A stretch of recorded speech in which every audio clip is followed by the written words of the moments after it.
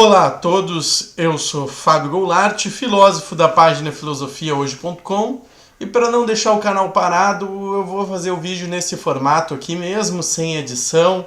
É uma dose de reflexão bem aberta e tal, e como você já viu no assunto do vídeo, é sobre a Olimpíadas e a Paralimpíadas aqui do Brasil, mais precisamente do Rio de Janeiro.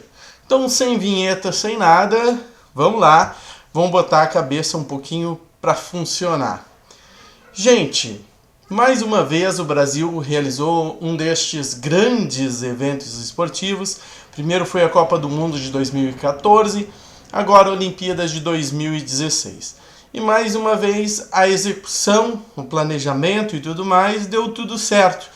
No início havia muita insegurança no sentido de até não saber se as obras iam ficar prontas a tempo, se as obras teriam qualidade, como que funcionaria o serviço público durante o evento, um monte de dúvidas que circulavam o evento da Olimpíadas, assim como circularam na Copa do Mundo. E assim como na Copa do Mundo, a execução deu tudo certo, o Brasil deu show.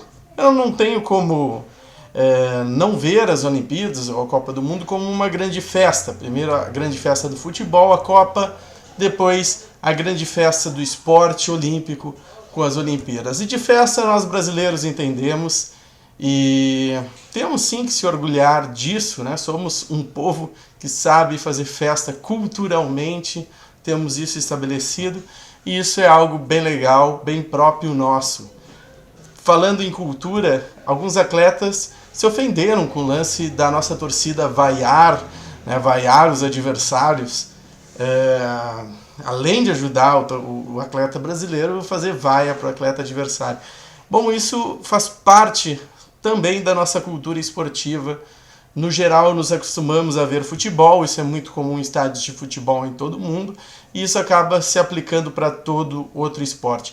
Não é o brasileiro que é inculto, o brasileiro vai ao tênis, não é culpa do brasileiro isso, o brasileiro vai vaiar mesmo, né? A nossa cultura é assim, assim como o sul-africano toca a tal vuvuzela na torcida, vuvuzela no futebol, no rugby e tudo quanto é esporte, e ninguém chegou lá e mandou parar a vuvuzela, incomodava um pouco, mas entenderam que era parte da cultura sul-africana.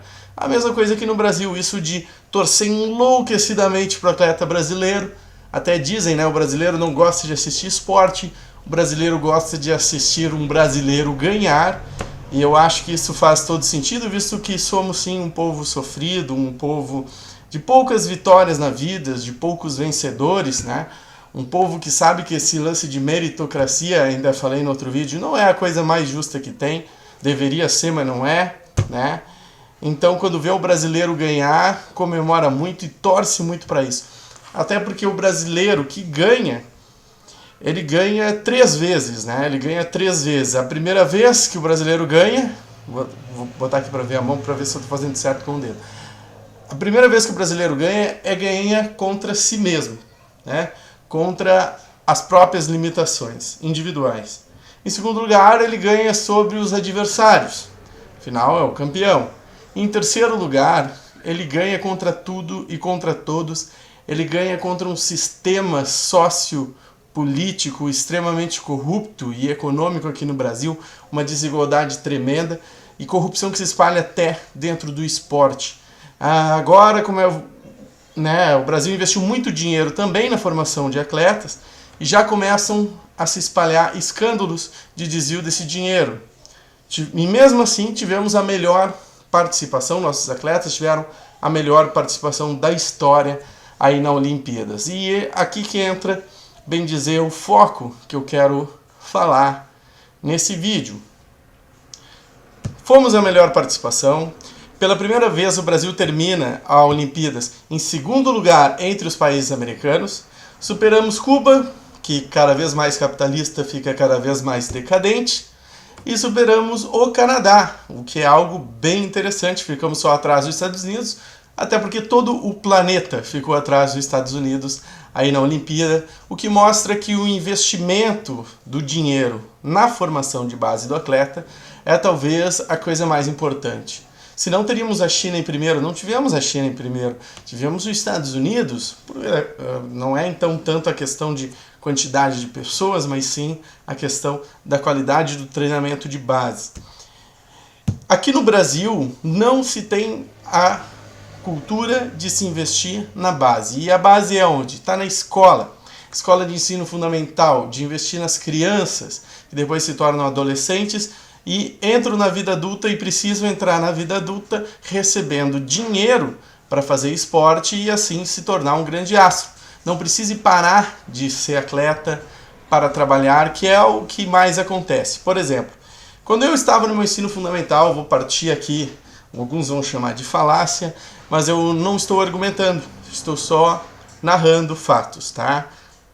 Na minha infância, eu tinha uma professora, se chamava professora Yara, uma professora que foi atleta, que dava aula de educação física lá na escola João Antônio Satti, e ela montava da própria força, do próprio interesse e até muitas vezes do próprio recurso, um grupo de atletismo fantástico na escola João Satti.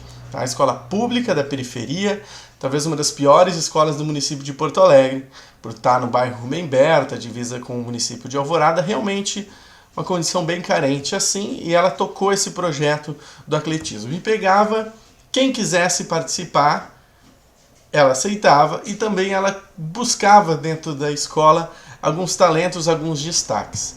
E a gente treinava duro, treinava 2, 3 vezes por semana. Ela fazia todos os atletas treinarem todas as especialidades, mas já destacava alguns para algumas coisas. Por exemplo, eu fui para o arremesso de peso. Eu era gordinho naquela época, assim como sou gordinho hoje, né? Mas eu fazia a corrida, eu fazia o salto, eu fazia todas as modalidades, mas é óbvio que é no arremesso de peso, que é o que eu mais treinava, afinal era nisso que eu ia competir. E tinha alguns colegas que eram excelentes. Imagina, guri de 15 anos aí correndo 100 metros em menos de 12 segundos. Ele era uma espécie de Bolt nosso, né? A gente podia correr no revezamento 4x100, botava qualquer um no 4x100, no momento que o Alexandre pegava o bastão, ele passava todo mundo e vencia. E vencia inclusive os guris de 17, 18 anos de categoria acima. E o que aconteceu com o Alexandre? O Alexandre precisou parar o esporte para começar a trabalhar ganhando salário mínimo, mas já ajudar em casa. E basicamente aconteceu com todo mundo. Todos os talentosos e não talentosos tiveram basicamente esse destino. Houve um ou outro até que conseguiu vaga no Grêmio Náutico União, clube aqui de Porto Alegre, ganhou até medalha. A Sojipa, né, também ganhou medalha no judô, também é outro clube aqui de Porto Alegre, até conseguiu vaga nesses clubes.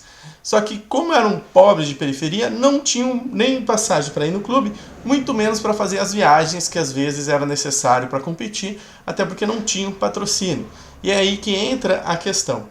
Muito se fala o governo tenta se botar tudo culpa no governo. E é engraçado que muitas vezes são pessoas que se dizem liberais, né, ou liberais, anarco, miguxa, capitalista, e elas gostam de dizer que é tudo culpa do governo. Pois bem, então como é que funciona lá nos Estados Unidos? É o governo que financia a formação de todos os atletas? Não, definitivamente não. Há aí uma parceria interessante com a iniciativa privada, que aqui no Brasil não há. A iniciativa privada aqui no Brasil investe milhões no grande evento, milhões no grande time de futebol, mas não investe basicamente nada na formação das crianças, não investe nada daquele adolescente que tem um super resultado, um super talento, com 15, 16 anos, e que se não receber algum dinheiro do patrocinador, ele vai ter que começar a trabalhar no McDonald's, vai ter que começar a trabalhar na construção civil e não vai poder continuar sendo atleta. Então o Brasil, por ser assim, pelas empresas, pelos empresários brasileiros não derem o devido apoio à nossa formação de base, a gente perde milhares de talentos todos os anos. Eu cito aqui o meu amigo Alexandre, mas tantos outros, até eu, né? Fui medalhista de ouro no Municipal de Arremesso de Peso, daí competi no estadual com guris bem mais velhos e fui 3º lugar, então eu tinha um talento no arremesso de peso, usava o mesmo peso adulto, né? Não tinha um peso para criança, e eu arremessava mais de 9 metros, né? Eu tinha uma boa marca, assim, acabei também não indo para aí justamente porque comecei a trabalhar com 16 anos também. Então, quantos atletas mais no Brasil não acontece a mesma coisa? Tem um grande talento na infância e na adolescência, muitas vezes o talento descoberto na escola, não há apoio nenhum nem do governo, até porque o governo não tem condição, e também não há apoio da iniciativa privada e o talento acaba se perdendo. Eu vi aqui que o vídeo já deu 10 minutos, mas vou continuar falando que ainda tenho bastante coisa para falar. O grande gap, assim, o grande pulo do gato que se fez para conseguir ter mais atletas pagos, remunerados aqui no Brasil, já que a iniciativa privada não estava apoiando, primeiro foram os patrocínios, né, da Caixa, o patrocínio do Banco do Brasil, patrocínio do Correio, que são empresas, só que são públicas, né, patrocinando esses atletas. Teve também o Bolsa Atleta, mas nada parecia ser suficiente. Talvez o que aconteceu de projeto mais interessante, para termos de pagar salário mesmo para o atleta sobreviver para treinar, foi os atletas do Exército. E a gente teve vários medalhistas, atletas do Exército, inclusive medalhista de ouro, né? Como é que funciona isso? Abre espécie de edital ali de concurso público para atleta do Exército, e aqueles que já são atletas que têm essa oportunidade, eles vão ser militares. Eu até acho que a patente é a patente de sargento. Se eu estiver errado, corrijam aí nos comentários, né? Cumpre ali a rotina e o treinamento militar, mas fora isso se dedica, bem dizer, de segunda a sexta ao treinamento da sua modalidade para fazer competições.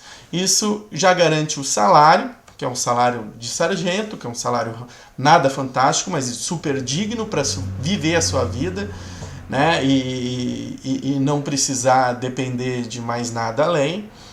Então, acabou se arranjando essas soluções, empresas públicas patrocinando atletas porque as empresas privadas não fazem, e o Exército, vamos dizer assim, abraçando alguns atletas.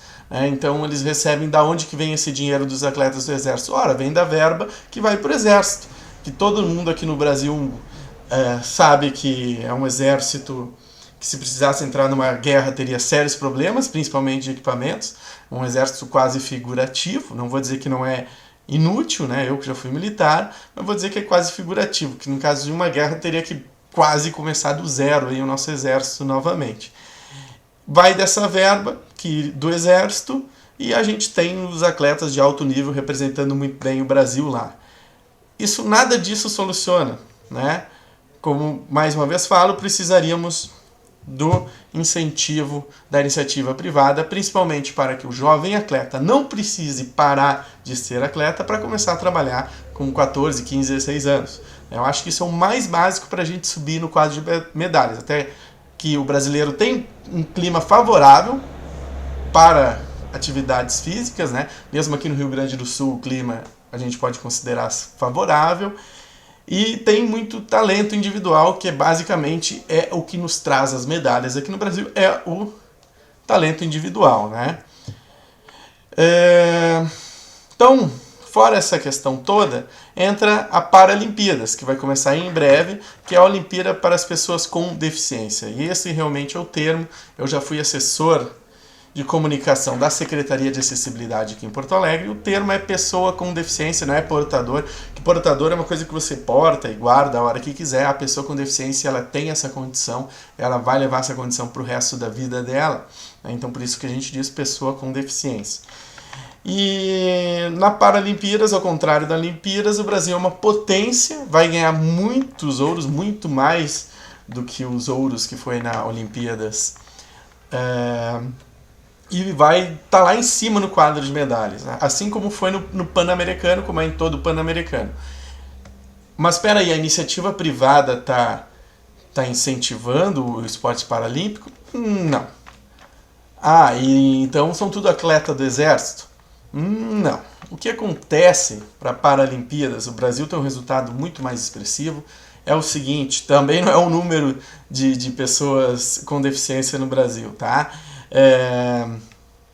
Até porque países como os Estados Unidos, que teve gente que foi para a guerra, França, né, mandou gente lá para o Iraque, para o Afeganistão, tem muito mais jovens deficientes que no Brasil. A questão do Brasil é a seguinte: tem uma lei que garante um salário mínimo para a pessoa com deficiência física. Desde pequenininho, desde que nasce até morrer, se ela não conseguir um emprego que ganhe mais do que isso. Isso permite que o jovem, que tem ali então seus 14, 15, 16 anos, a idade de realmente se tornar atleta, não ingresse imediatamente ao mercado de trabalho. Por quê? Porque se ele ingressar ao mercado de trabalho, ele vai ganhar até menos que o salário mínimo, porque vai ter os descontos, né? E ele pode então se dedicar mais tanto aos estudos e principalmente ao esporte nessa faixa etária. Ele pode ir até os 20, 21, 22 se dedicar ao esporte, porque ele vai ter esse mísero salário mínimo, mas que faz toda a diferença nas classes sociais mais baixas, para se dedicar ao esporte. Então ele vai ter um tempinho a mais para se dedicar ao esporte, e esse tempinho a mais faz toda a diferença. E essa diferença, argumento com base nos fatos, olha aí os dados das últimas Olimpíadas em relação às Paralimpíadas, dos Pan-Americanos em relação aos Pan-Americanos, e tenho certeza que isso vai acontecer novamente no Rio. Pessoal, então o que eu quero propor aqui para vocês, agradecer primeiro quem assistiu, pedir para dar o joinha, né, para compartilhar o vídeo com o máximo de pessoas possível. Eu sei que agora o favorito não serve mais, né? Então é o joinha e o compartilhamento que vai nos ajudar bastante. Comente aí sobre a falta de apoio para o atleta brasileiro, que soluções que poderiam ser feitas, como a gente poderia fazer para que a iniciativa privada incentivasse mais o jovem atleta, participasse mais nesse processo de formação do futuro medalhista. Porque imagine, a gente tem a iniciativa privada, por exemplo, aqui a Brasfood, né, que é a Sadia, Perdigão, investe toneladas de dinheiro no Campeonato Brasileiro. E talvez se investisse um pouquinho disso aí na formação de base, porque 50, 100 mil reais não faz muita diferença para um grande time de futebol. Agora, para a formação de alguns jovens numa escola de periferia, nossa, faz muita diferença.